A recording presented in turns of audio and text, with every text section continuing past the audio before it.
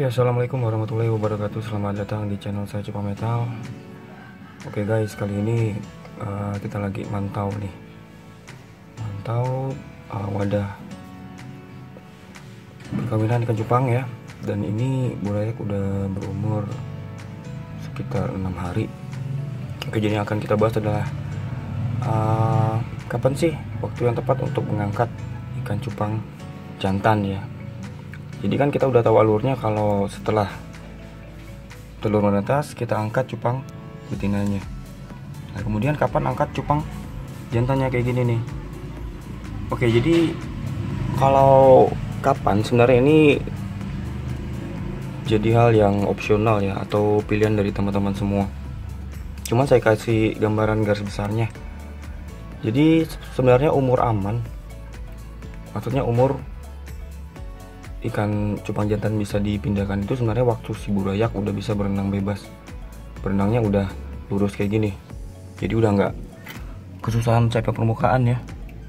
Gini, ini udah aman, sebenarnya udah aman untuk dipindahkan cupang jantannya, karena secara alami mereka udah mencari makanan nih kalau udah kayak gini. Nah, untuk makannya sendiri ini udah ada di sebelah saya. Ini kultur paramecium yang udah sering saya bahas ya. Nah, jadi tentang opsinya sendiri ya. Jadi kalian bisa membedakan ikan cupang jantan itu. Opsinya pertama, setelah burayak berumur 5 atau 7 hari. Jadi udah bisa berenang bebas kayak gini, berarti dia udah bisa cari makan. Kedua, ketika burayak umur di atas 2 minggu ya. 2 minggu. Ini khusus untuk cupang jantan yang memang kalian percaya sudah punya karakter yang baik gitu. Contohnya untuk ikan cupang ini ya, ini udah kesekian kali saya breeding pakai jantan ini dan alhamdulillah hasilnya bagus terus, dan dia nggak makan burayak nih. Jadi ini kalau misalnya saya biarkan sampai 2 minggu atau mungkin sampai 1 bulan, saya yakin ini ikannya banyak yang hidup burayaknya ya. Pilihan yang ketiga yaitu opsinya kalian bisa angkat burayaknya umurnya di 1 bulan ke atas, 1 atau 2 bulan ya. Tapi jarang ya pakai cara kayak gini ya. Umumnya itu burayak umur 5 atau 7 hari udah diangkat, karena kita nggak mau ada kemungkinan kalau si jantannya nanti makan enakannya gitu. Tapi ini sangat tergantung lagi dengan karakter indukan jantan. Kalau saya sih sebenarnya lebih sukanya ketika umur burayak itu udah 2 minggu ya. 2 minggu tuh udah aman untuk kita pindahin, karena di situ kita juga tahu karakter pejantan yang akan kita gunakan besok breedingnya itu kita udah tahu. Misalnya si A nih bagus nggak ngerawat burayak, kita bisa gunakan dia gitu.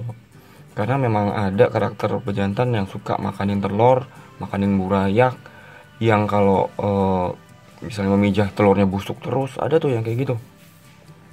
Jadi kalau misalnya busuk itu kan faktor ini ya, faktor genetiknya ya, mungkin memang dia menghasilkan sperma itu kurang bagus ya. Kita juga kurang tahu sih, perlu penelitian lebih lanjut. Cuman gambarannya seperti itu guys. Nah, jadi jangan lupa ya, kalau misalnya burayak udah netes, kalian harus siapin pakannya.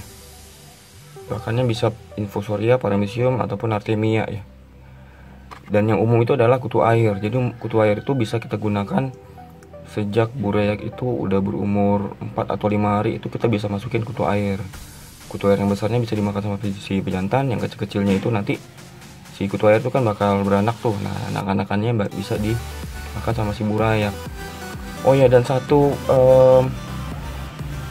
hal lagi ya. Jadi biasanya kalau misalnya kita biarkan si burayak itu tetap dalam asuhan si jantannya, itu burayaknya bakal cepet gede, dan burayaknya itu kemungkinan bakal disortir sama dia sama si pejantannya. Mungkin nggak terlalu banyak hasilnya, tapi burayaknya itu sehat-sehat. Itu ya, ini yang sering saya temukan. Sekarang kita coba pantau satu lagi deh. Ini ada satu lagi juga sama ya, waktu breedingnya juga sama. Oke. Nah, dan satu tanda lagi ya, kalau si jantan itu perlu pindahkan, sudah bisa dipindahkan itu kalau misalnya sarang busanya itu udah nggak ada. Ini kan masih ada nih, dan ini kita lihat burayaknya masih kesusahan nih, padahal umurnya sama sekitar 6 hari, tapi burayaknya kecil gini. Ini kenapa? Karena ini kemarin saya kawinin dengan indukan cupang betina yang masih muda, jadi kemungkinan telurnya kecil, anakannya juga kecil dibandingkan yang pertama tadi itu lebih besar.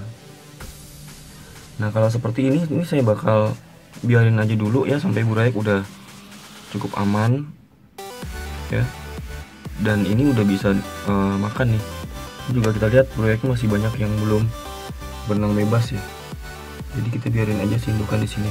Kalau yang pertama tadi kalau misalnya saya mau pindahin itu udah bisa ya, tapi ini saya biarin aja deh.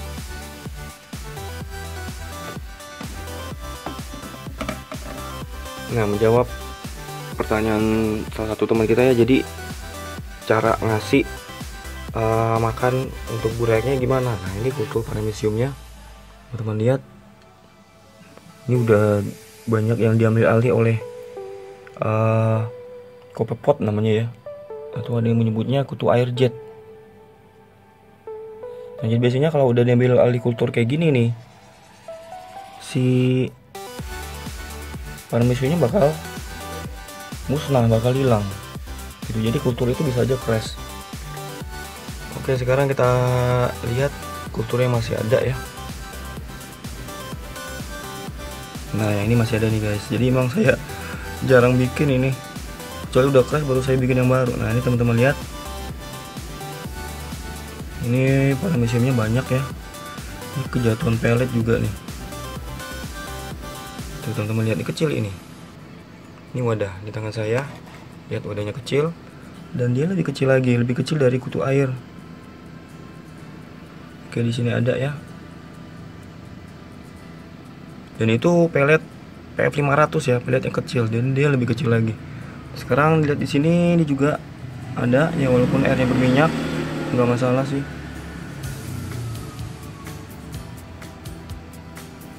Oke, ini aman. Ini paramecium ya. Jadi ada juga teman yang nanya kemarin, bang itu ulet yang putih-putih ya? Bukan ya, yang putih-putih itu bukan paramecium, itu memang ulet yang biasanya juga ada di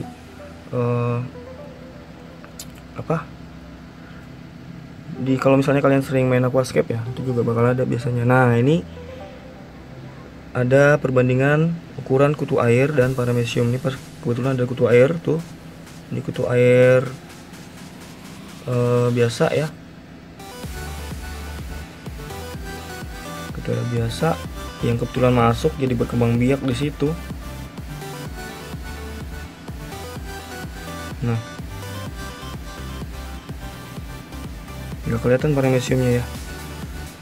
Oke, nggak apa-apa, sekarang kita lanjut.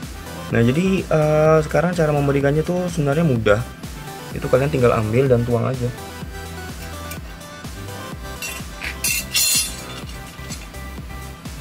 Nah biasanya kalau udah lama nggak dipanen, dia bakal numpuk di atas kayak gitu ya. Dan ini tinggal diambil aja, karena ini juga kulturnya nggak bau. Tuh tinggal diambil aja, baru kita kasihin ke burayaknya.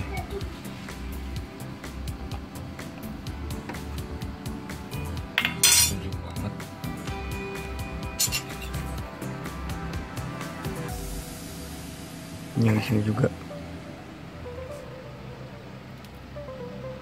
ya, tinggal dituang kayak gitu ya. Kalau misalnya lagi banyak ya tuangnya sekali, nggak apa-apa. Kalau lagi dikit bisa 2-3 kali, tergantung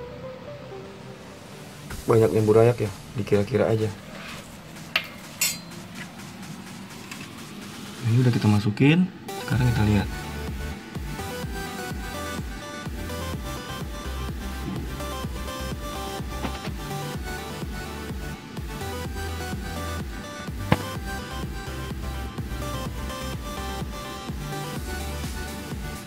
Tuh parameciumnya udah pada berenang ya, itu tinggal si burayak makanin aja tuh bulayaknya terus pada makan. Jadi dengan cara ini teman-teman nggak bakal kehilangan burayak banyak karena kematian akibat kelaparan ya.